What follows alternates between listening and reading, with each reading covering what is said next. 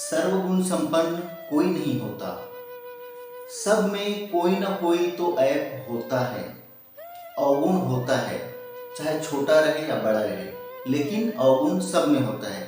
सर्वगुण संपन्न केवल परमात्मा में होता है, लेकिन इंसानों में महानता कहाँ सिद्ध होती है? जिस इंसान में गुणों के यानी सद्गुणों के भंडार हो और उनके पास अवगुण केवल नाम मात्र हो और वो छोटा मोटा हो, जिससे किसी को हानि ना पहुंचे, ऐसे व्यक्ति को ही महान सिद्ध किया जाता है। जैसे एक उदाहरण के लिए अगर माना जाए, स्वामी विवेकानंद जी, वो सर्वगुण संपन्न थे।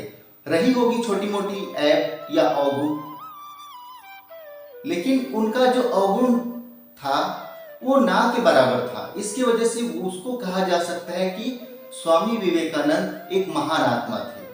आप ऐसे इंसान को महान कैसे कह सकते हैं जो आपको पानी में डूबने से बचा ले या बचाने का नाटक करे, लेकिन यदि आप बच जाए तो आपको पानी से बचाकर आग में धकेल दे?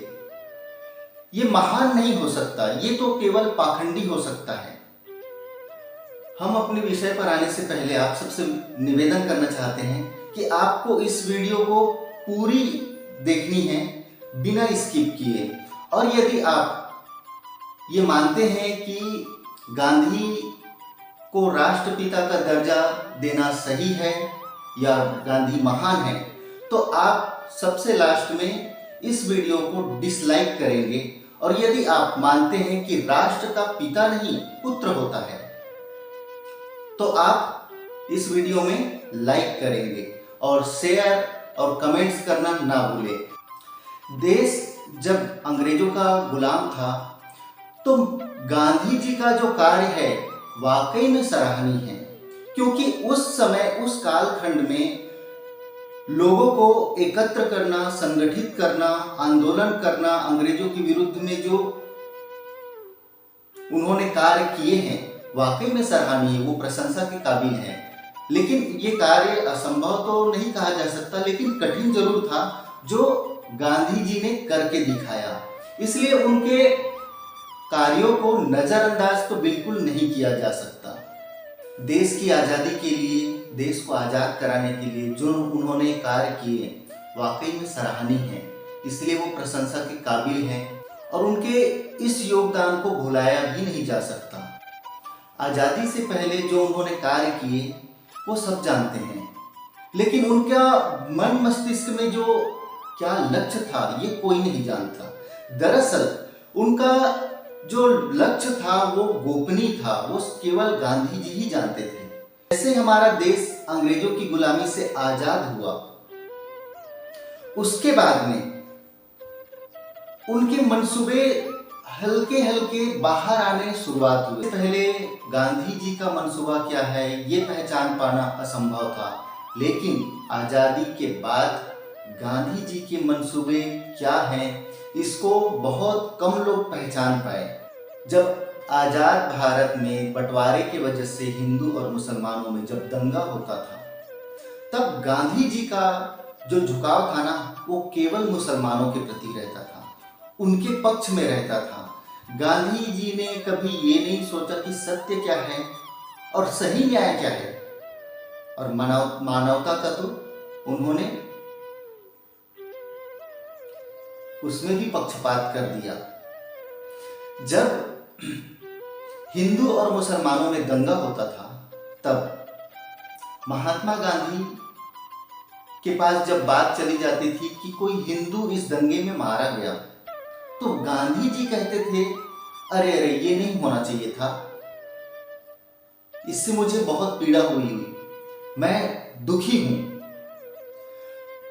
और ठीक उलट जब इसी दंगे में कोई मुसलमान मारा जाता था, तब गांधी जी उस मुस्लिम परिवार को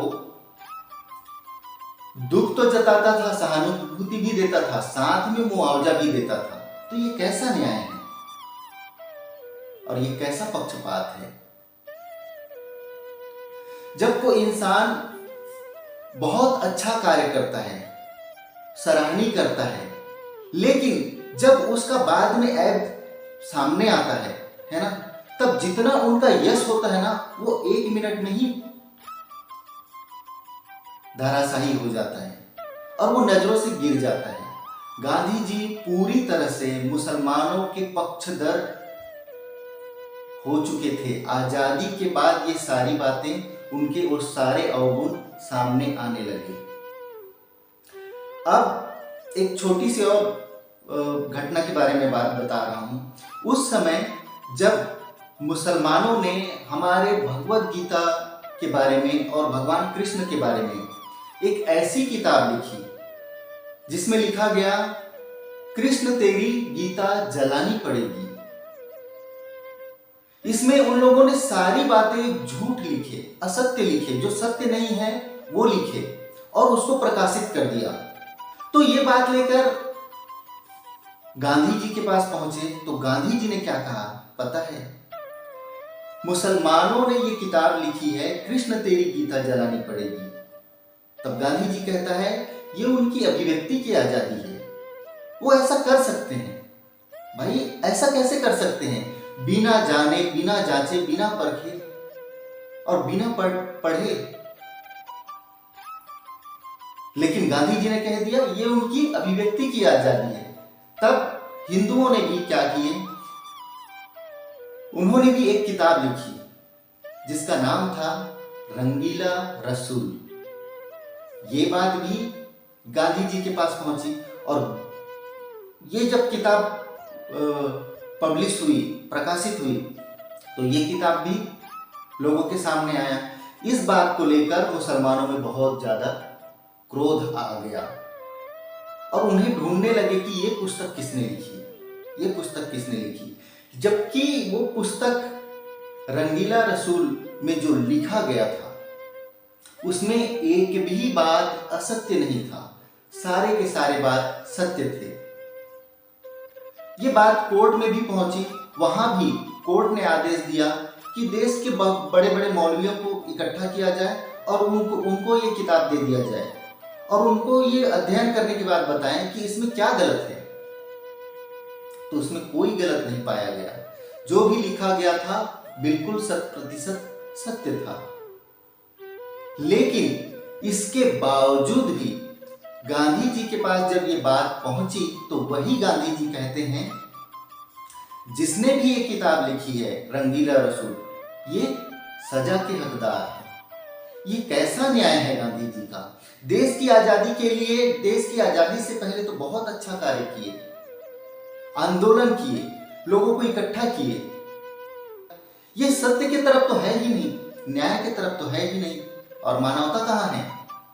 एक तरह से ये कह सकते हैं कि गांधी जी केवल अधर्मी हो गए थे। उनके दिमाग में क्या चल रहा था आजादी से पहले ये किसी को नहीं मालूम। आजादी के बाद में पता चलने लगा कि गांधी जी का विचारधारा इस तरफ है। यानी एक तरह से कह सकते हैं अगर देश आजाद हो गया तो फिर उनका मेन मकसद था हिंदुस्तान को इस्लामीकरण कर देना या इस्लामिक राष्ट्र बना देना। तो भारत देश के हाथों में जब सत्ता आई तो सत्ता में भी मनमानी करने लगे। कैसे? देश के प्रथम प्रधानमंत्री सरदार पटेल जी को बनना चाहिए था, उनके तरफ सारे मत थे, सारे लोग उनके ओर थे कि यही एक योग्य व्यक्ति है जो देश की सत्ता को संभाल सकते हैं। लेकिन यहां भी गांधी जी ने केवल मनमानी किया है। और कैसे? उन्होंने ये देखा कि कौन है जो गांधी की विचारधारा को आगे बढ़ाए और उनका झुकाव मुस्लिम पक्षधर की तरफ रहे। गांधी जी ने सरदार पटेल को प्रधानमंत्री बनाने के बजाय नेहरू जी को प्रधानमंत्री बनाया और नेहरू जी ने भी वही किया जो गांधी चाहते थे, गांधी की विचारधारा को आगे लेकर जाए। मतलब गांधी की विचारधारा तो केवल मुस्लिम पक्षधर था। उन्होंने, नेहरू जी ने जब प्रधानमंत्री बने उसके बाद से जो सत्ता उनके ही हाथों में काफी समय तक था, तब उन्होंने हिंदुओं के अहित में ऐसे ऐसे सैकड़ों कानून बनाए। हिंदुओं की जनसंख्या को कम करने के लिए, मुस्लिम आबादी को बढ़ाने के लिए उन्होंने तरह तरह के हथकंडे अपनाए। यदि नेहरू की जगह पर सरदार पटेल प्रधानमंत्री बन जाते उस समय पर, तो देश की छवि कुछ और होती, लेकिन गांधी ने ऐसा होने नहीं दिया। देश की आजादी के लिए केवल गांधी जी अकेले नहीं लड़े। देश की आजादी के लिए बहुत सारे क्रांतिकारियों ने अपने जीवन का बलिदान दिए हैं, लेकिन गांधी जी का विचारधारा इन लोगों से बिल्कुल विरोध में रहता था। जब गांधी जी का भी मकसद एक है कि देश की आजादी, तो लक्ष्य तो भी उनका भी एक ही था कि देश की आजादी। तो भले रास्ते अलग है लेकिन लक्ष्य एक है, तो एक दूसरे के विरोधी कैसे हो सकते हैं? लेकिन गांधी जी ने विरोध किया। वहीं भगत सिंह, राजगुरु, सुखदेव जी ने जो देश के लिए बलिदानी दिए हैं, बाकी सबके लिए गांधी जी ने अनशन किए, आंदोलन किए, लेकिन जब भगत सिंह, राजगुरु सुखदेव इनके बलिदान के बाद में उनके परिवार की तरफ देखने का भी कार्य नहीं किया, और भगत सिंह की बूढ़ी मां अपनी सारी जिंदगी गरीबी में, लाचारी में बिताना पड़ा। ये था गांधी जी का न्याय। क्या भगत सिंह ने देश के लिए नहीं किया? क्या उनका निजी स्वार्थ था? जो भी भगत सिंह जी ने किए उनके निजी स्वार्थ के लिए किए? नहीं, उन्होंने भी देश के लिए किए। लेकिन महान कौन? गांधी जी। उन्होंने कभी इन लोगों को शहीद का भी दर्जा नहीं देने दिया। सारा देश को लगता है कि आजादी गांधी जी की वजह से मिला है। भारत देश को आजादी गांधी जी की वजह से मिला है, लेकिन ये पूरी तरह से असत्य है। भारत देश को आजादी गांधी की वजह से नहीं मिला है। गांधी जी का तो बहुत सारा आंदोलन फ्लॉप हो चुका था। देश को आजादी अन्य क्रांतिकारियों के जज्बे से मिला है। देश को आजादी सुभाष चंद्र जी बोस के आजाद हिंद फौज की वजह से मिला है, क्योंकि सुभाष चंद्र बोस के शहीद होने के बाद आजाद हिंद फौज के जो कार्यकर्ता थे ना, वो अंग्रेजों को ढूंढ ढूंढ कर मारने लगे थे। इसके वजह से आजादी मिली है। केवल अहिंसा का मार्ग दिखाकर, आंदोलन करके गांधी जी भले महान हो गए, लेकिन गांधी जी की वजह से देश को आजादी नहीं मिली है। और हमें बताया यही गया है कि देश को आजादी गांधी जी ने दिलाई है। दरअसल देश की आजादी के बाद गांधी जी का मंसूबा, जो दिल में उन्होंने छुपा कर रखा था, लक्ष्य जो गांधी जी का क्या है कि क्या करना है, वो धीरे धीरे आजादी के बाद बाहर आने लगा, जिसे बहुत कम लोग जान पाए, पहचान पाए। जिसमें से एक है नाथूराम गोडसे जी। अभी एक बात मुझे आप बताइए, नाथूराम गोडसे जी ने अगर गांधी को मारना ही था तो देश की आजादी से पहले क्यों नहीं मारा, और देश की आजादी के बाद क्यों मारा? क्योंकि आजादी के बाद ही पता चला कि गांधी जी का असली मंसूबा क्या है। जब देश का बंटवारा हुआ, तब पाकिस्तान को पैसा देने के लिए जो इंसान अनशन कर सकता है, आंदोलन कर सकता है, अपनी बात मनवाने के लिए क्या कुछ नहीं कर सकता, ये मंसूबा था गांधी जी का। गांधी जी का मंसूबा मुस्लिम पक्षधर है, ये नाथूराम गोडसे जी ने अच्छी तरह से जान लिया था। जिस एक घटना की वजह से नाथूराम गोडसे जी का चरित्र एक आतंकवादी के रूप में बना दिया गया। नाथूराम गोडसे जी देश के बहुत बड़े भक्त थे और वो हिंदुत्ववादी नेता थे, सनातनी थे। उन्होंने पहचान गया था कि गांधी अगर जीवित रहा तो हिंदुओं के हित में नहीं है, और सनातन के हित में नहीं है, क्योंकि वो एक पक्षधर हो चुके हैं। और ये भी पहचान गए थे कि गांधी अगर जीवित रहा तो भारत के 3 टुकड़े हुए हैं अभी तो, लेकिन ज्यादा समय नहीं लगेगा भारत के चौथे टुकड़े हो जाने के लिए। ये नाथूराम गोडसे जी ने भांप लिया, पहचान लिया। गांधी जी पाकिस्तान को और बांग्लादेश को, उस समय पूर्वी पाकिस्तान और पश्चिमी पाकिस्तान हुआ करता था, ये पूर्वी पाकिस्तान और पश्चिमी पाकिस्तान को भारत के बीचों बीच रोड यानी रास्ता देने के लिए प्लान कर रहे थे।